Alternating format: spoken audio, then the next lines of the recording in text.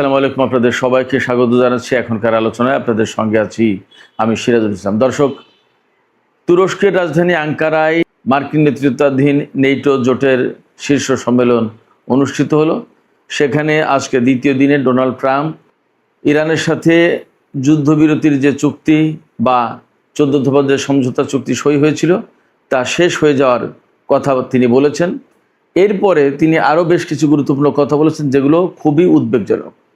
তিনি বলেছেন আজ রাতে ইরানের উপর আরও হামলা হতে পারে, এবং তিনি বলেছেন যে খুবই মৌলিক গুরুত্বপূর্ণ অবকাঠামো যেমন বিদ্যুৎ এবং পানি শোধনাগারের উপর হামলা হতে পারে।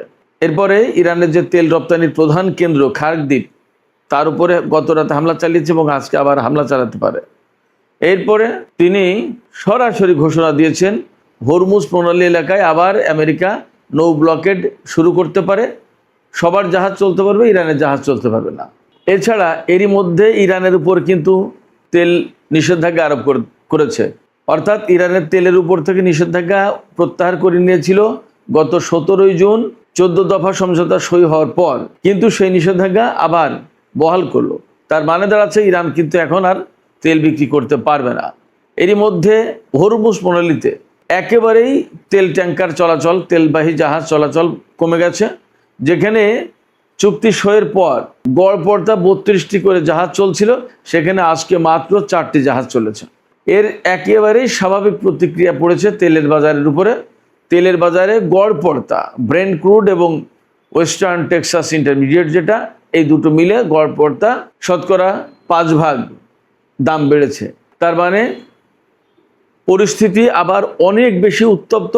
শুধু উত্তপ্তই না, যেখানে মার্কিন প্রেসিডেন্ট ডোনাল্ড ট্রাম্প আজকে ইরানের উপরে নতুন করে হামলা চালানো হবে এবং হামলা আগের চেয়ে শক্ত হবে, কঠোর হবে, তখন ইরানের পক্ষ থেকে কি বলা হচ্ছে?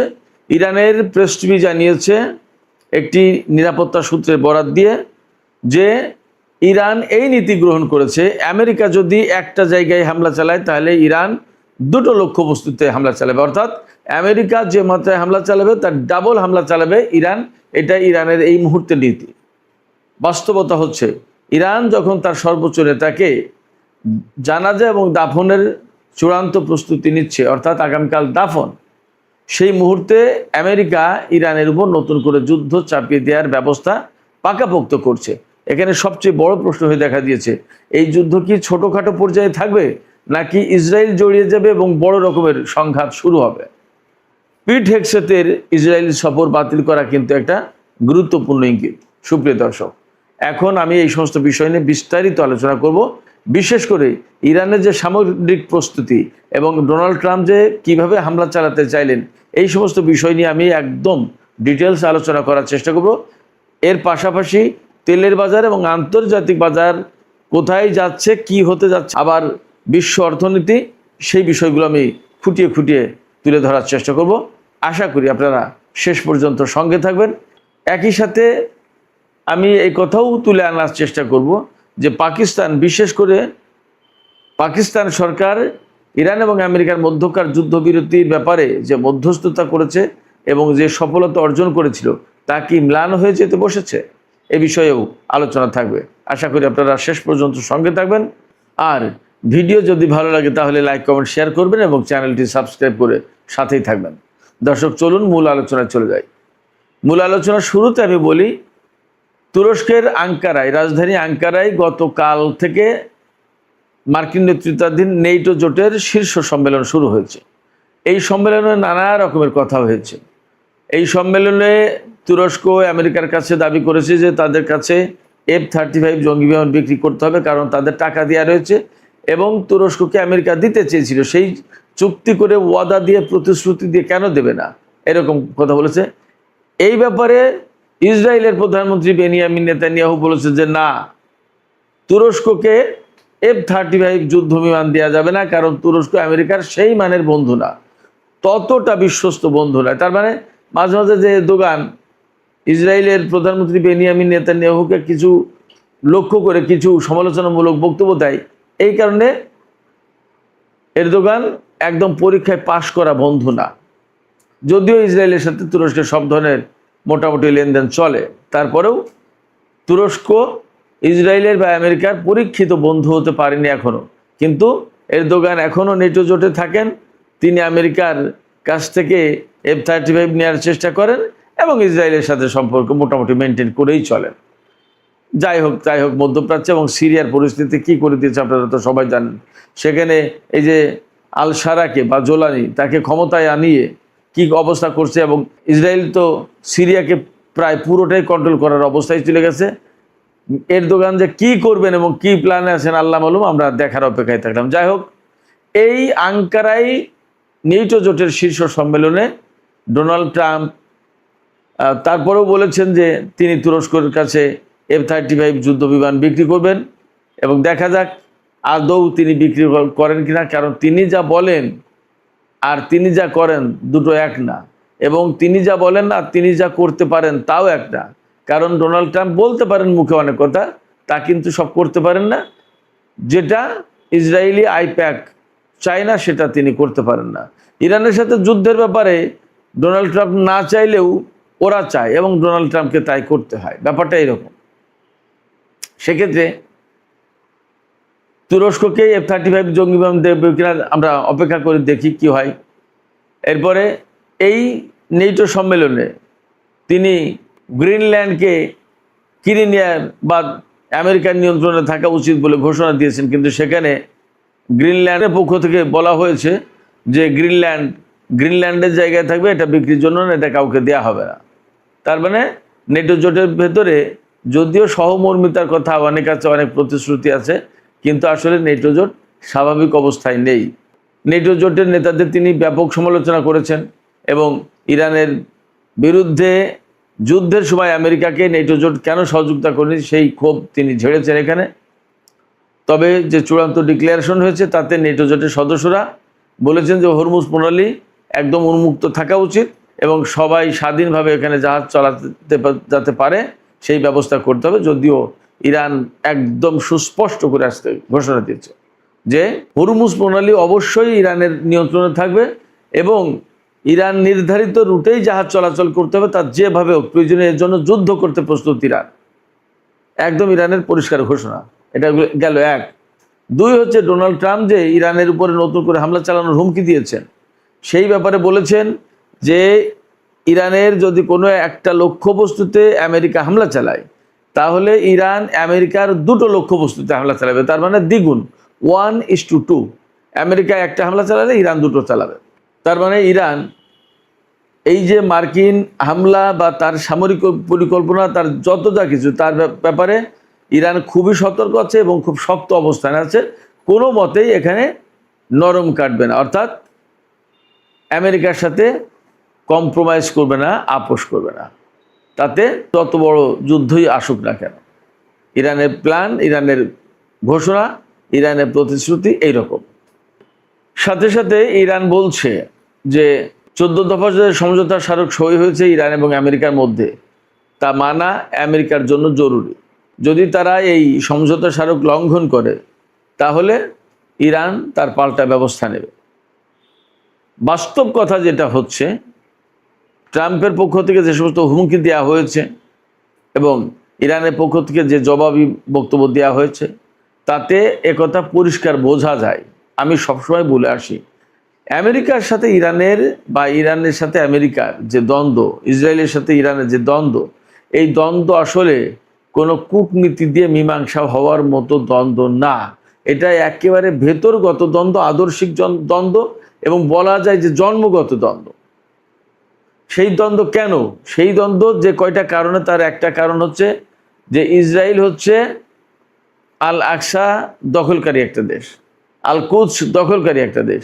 ফিলিস্তিনিদের উচ্ছেদ করে দিয়ে ভূমি জবরদখল করে একটা ইহুদি রাষ্ট্র প্রতিষ্ঠাকারী একটা দেশ।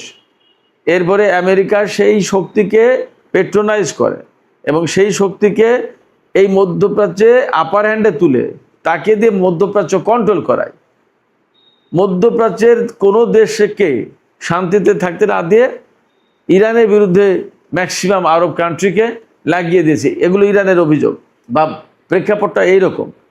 সেক্ষেত্রে ইরানের সাথে ইসরায়েল বা আমেরিকার যে সমস্ত দ্বন্দ্ব, এ শুধু একটা বা 2টা কূটনৈতিক বৈঠকে শেষ হবে এটা ভাবার কোনো কারণই নেই। এটা প্রকৃতপক্ষে পরমাণু বিষয় নিয়ে মূল দ্বন্দ্ব না, তেল গ্যাস খনিজ সম্পদ এই সমস্ত নিয়ে মূল দ্বন্দ্ব না। সবচেয়ে বড় যে দ্বন্দ্ব, আসল যে জায়গা, সেটা হচ্ছে আদর্শিক। অর্থাৎ ইরানে ইসলামী বিপ্লবী সরকার থাকবে কিনা, ইরানে ইসলামী বিপ্লব টিকে রাখা হবে কিনা, এইগুলো হলো আমেরিকা এবং ইসরায়েলের মূল প্রশ্ন। আর ইরানের প্রশ্ন হচ্ছে এগুলো তো থাকবেই, এইগুলো নস্যাৎ যারা করতে আসবে তাদের এগেনস্টে ইরানের চূড়ান্ত লড়াই হবে, যুদ্ধ হবে। তারা সেইভাবেই সামরিক দিক দিয়ে প্রস্তুতি নিয়েছে। আজ বছরের পর বছর, যুগের পর যুগ কত দেশের সাথে দ্বন্দ্ব সংঘাত হয়, আবার কিন্তু মীমাংসা হয়ে যায়, মিলে যায়। কিন্তু ইরানের সাথে এই মীমাংসা বা মিলে যাওয়ার কিন্তু প্রশ্ন এই পর্যন্ত আসেনি, বরং দিন দিন দিন দিন সেগুলো শক্ত হতে হতে হতে এখন চূড়ান্ত বিস্ফোরণ ঘটেছে।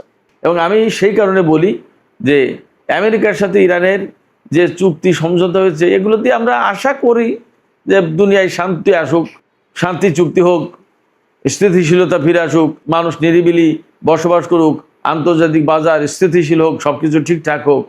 কিন্তু বাস্তবতা হচ্ছে এর পেছনে যে কথা থেকে যায় সবসময়, অন্তত আমার মনের ভেতরে যে কথা থাকে, সেটা হচ্ছে এই আমেরিকার সাথে ইসরায়েলের সাথে ইরানের মীমাংসা হবে না, এবং যা কিছু হওয়ার তা চূড়ান্ত যুদ্ধের ভেতর দিয়েই হওয়ার সম্ভাবনা যথেষ্ট বেশি। ফলে এই যে মাঝখানে যে যুদ্ধবিরতি সমঝোতা স্মারক, আবার 60 দিনের ভেতরে নতুন পূর্ণাঙ্গ চুক্তি, ইরানের উপর থেকে এটা সেটা বহু কিছু করবে, আসলে বাস্তবতা হচ্ছে এগুলো বলে কিন্তু করবে না। করলে ইরান শক্তিশালী হবে। সমঝোতা স্মারকের যতগুলো দফা আছে তার প্রত্যেকটা দফা বাস্তবায়ন করলে ইরান লাভবান হবে, ইরান শক্তিশালী হবে। এটা কোনো মতেই ইসরায়েল হতে দেবে না, ইসরায়েল চায় না।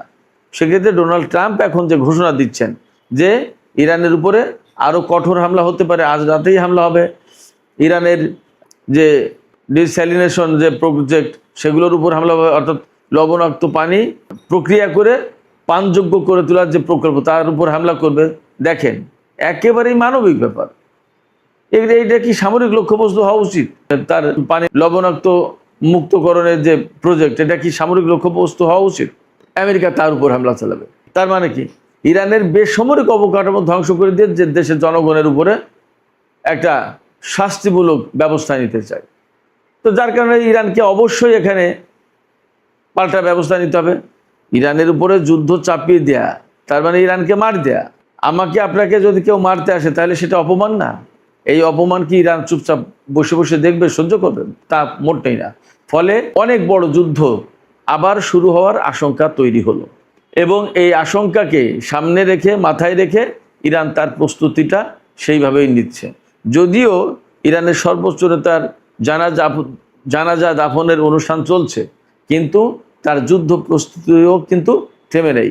ইরানের জাতীয় সংসদের স্পিকার বাকের কলিবাফ গতকাল কিন্তু পরিষ্কার করে বলেছেন, ইরানের বিরুদ্ধে যারা এই ধরনের যুদ্ধ চাপিয়ে দেওয়ার চেষ্টা করবে, বা ইরানের সর্বোচ্চ নেতাকে যারা হত্যা করেছে, বা ইরানের জনগণকে যারা হত্যা করেছে, তাদের কাউকেই বিচারের আওতায় আনতে কুণ্ঠাবোধ করবে না। ইরান চেষ্টা করবে তাদেরকে শাস্তির আওতায় আনা হবে। আর ইরানের সামরিক কমান্ডাররা তো বলছেই যে বিন্দু মাত্র ভুল হিসাব নিকাশ করলে আমেরিকাকে তার জবাব পেতে হবে ইরান থেকে। তার মানে নতুন করে আমি একদম পরিষ্কার হচ্ছি, বা আমার দৃঢ় বিশ্বাস হচ্ছে যে আবার আমেরিকা এবং ইরানের সাথে যুদ্ধ শুরু হয়ে যেতে পারে। এবং এই যুদ্ধ শুরু হলে হরমুজ প্রণালী বন্ধ হবে। হরমুজ প্রণালী বন্ধ হলে আবার তেলের বাজার অস্থিতিশীল হবে, গ্যাসের দাম বেড়ে যাবে, আন্তর্জাতিক অর্থনীতি ঝুঁকির মুখে পড়বে, অস্থিতিশীল হবে, স্টক মার্কেটে ধস নামবে। এরপরে আমাদের মতো তৃতীয় বিশ্বের যে সমস্ত দেশ আছে তারা সবচেয়ে বড় বেশি ক্রাইসিসের মধ্যে পড়ে যাবে। আমাদের যে সমস্ত জনশক্তি রয়েছে, বিশেষ করে মধ্যপ্রাচ্যের বিভিন্ন দেশে, তারা ঝুঁকির মুখে পড়বে, তারা কষ্টের মধ্যে পড়বে, এবং তাদের চাকরি, তাদের কর্মসংস্থান নষ্ট হওয়ার সম্ভাবনা বা আশঙ্কা থেকে যাচ্ছে। এছাড়া পাকিস্তান, কাতার বা আরও যে সমস্ত দেশ এই যুদ্ধবিরতির ব্যাপারে মধ্যস্থতা করেছিল, তাদের জন্য এখন মানসম্মানের ব্যাপার হয়ে গেল। কারণ আমেরিকা যখন এই চুক্তি রাখছে না, ভেঙে দিচ্ছে বা ভেঙে দেওয়ার কথা বারবার বলছে, তখন তাদের জন্য একটা প্রেস্টিজের ব্যাপার হয়ে গেল। তারা এত চেষ্টা তদবির করে একটা চুক্তি করলো, এবং চূড়ান্ত চুক্তির দিকে যেখানে যাচ্ছিল সেই জায়গায় আবার এখন নতুন করে যুদ্ধ, এবং ডোনাল্ড ট্রাম্পের পক্ষ থেকে বলা হলো ডিল ইজ ওভার, চুক্তি শেষ। এখন নতুন করে আজকে একদম ঘোষণা দিয়ে ইরানের উপর হামলা চালানোর কথা বলছে। তাহলে এই যে যারা মধ্যস্থতা করেছিল তাদের মুখ থাকে কোথায়? এটা তো প্রেস্টিজের ব্যাপার। এবং পাকিস্তান যে এই যুদ্ধবিরতির চুক্তি করিয়ে মধ্যস্থতা করিয়ে একটা কূটনৈতিক একটা বিশাল সফলতা অর্জন করছিল, এই সফলতা আসলে কেউ কেউ পছন্দ করছে না, এটাও আর একটা বাস্তবতা। এবং যারা যারা পছন্দ করছে না তার ভিতরে একদম সরাসরি বললে ভারত এবং ইসরায়েল আছে। সেক্ষেত্রে ইরান এবং আমেরিকার মধ্যকার এই উত্তেজনা নিয়ে পাকিস্তান এখন একরকমের বাজে অবস্থার ভিতরে পড়েছে, একটা মান সম্মান চলে যায় এরকম একটা অবস্থার ভেতরে পড়েছে। সুপ্রিয় দর্শক, চলমান যে পরিস্থিতি, সেই পরিস্থিতিতে এখন আসলে খুব বেশি কিছু করার নেই। তবে একটা কাজ করা যায়, রাশিয়ার প্রেসিডেন্ট ভ্লাদিমির পুতিনের সাথে মাঝে মাঝেই ডোনাল্ড ট্রাম্প আলোচনা করেন এবং পুতিনের কথা বেশ শোনেন। পুতিন এবং চীন যদি ডোনাল্ড ট্রাম্পকে চেপে ধরে তাহলে চুক্তি বাস্তবায়ন করতে বাধ্য হবে এবং নতুন করে আর যুদ্ধের আশঙ্কা তৈরি হয় না। তবে তারা করবেন কিনা সেটা নিয়ে আমার সন্দেহ আছে। এই কারণে আমি সবসময় বলি যে প্রেসিডেন্ট পুতিন এই এককেন্দ্রিক বিশ্ব ব্যবস্থাকে পরিবর্তন করে দেওয়ার জন্য, বদলে দেওয়ার জন্য একটা বিশেষ মিশন পরিচালনা করছেন। তার সাথে যুক্ত আছে ইরান এবং চীন। সেক্ষেত্রে ডোনাল্ড ট্রাম্প যত ভুল করবে, যত যুদ্ধ করবে, যত মিসক্যালকুলেশন করবে, যত ইরানের সাথে দ্বন্দ্বে যাবে, ততই এই এককেন্দ্রিক বিশ্ব ব্যবস্থা পরিবর্তনের প্রক্রিয়া গতিশীল হবে। সেক্ষেত্রে প্রেসিডেন্ট পুতিন আসলে ডোনাল্ড ট্রাম্পকে থামাতে চাইবেন কিনা সেটা একটা ব্যাপার। যদি ডোনাল্ড ট্রাম্পকে থামাতে চাইতেন তাহলে ডোনাল্ড ট্রাম্প ক্ষমতা আসার পর ইউক্রেনের যুদ্ধও কিন্তু বন্ধ হয়ে যেত, কিন্তু তা হয়নি। সেক্ষেত্রে বিশ্বে একটা বড় পরিবর্তন আনতে হলে আমেরিকার সামরিক শক্তি দুর্বল করতে হবে। আমেরিকার সামরিক শক্তি দুর্বল করতে হলে যুদ্ধ প্রয়োজন। হয়তো সেই দিকেই থাকছে বা সেই দিকেই হাঁটছে সব। সুপ্রিয় দর্শক, এখনকার আলোচনা এখানে শেষ করতে চাই। আলোচনা শেষের আগে আমি আপনাদের কাছে প্রশ্ন রাখি, আপনারা কি মনে করছেন? এই যে ইরানের উপরে আবার নতুন করে তেল নিষেধাজ্ঞা দিল, অর্থাৎ ইরান তেল বিক্রি করতে পারবে না, তাতে ইরান কি অন্যদের তেল এই হরমুজ প্রণালী দিয়ে যেতে দেবে? তাহলে ইরান যদি কারো জাহাজ যেতে না দেয় তাহলে ইরানের জাহাজও যেতে দেবে না আমেরিকা। ঘোষণাটা এইরকম। এই অবস্থায় হরমুজ প্রণালীকে কেন্দ্র করে আবার বড় সংঘাতের দিকে দুই পক্ষ যাচ্ছে কিনা আপনাদের কি মনে হয়? ইরান কিন্তু বলেছে আমেরিকা একটা হামলা চালালে ইরান দুইটা হামলা চালাবে। সেক্ষেত্রে আপনাদের পর্যবেক্ষণ, বিশ্লেষণ বা মতামত কমেন্টে জানাতে পারেন।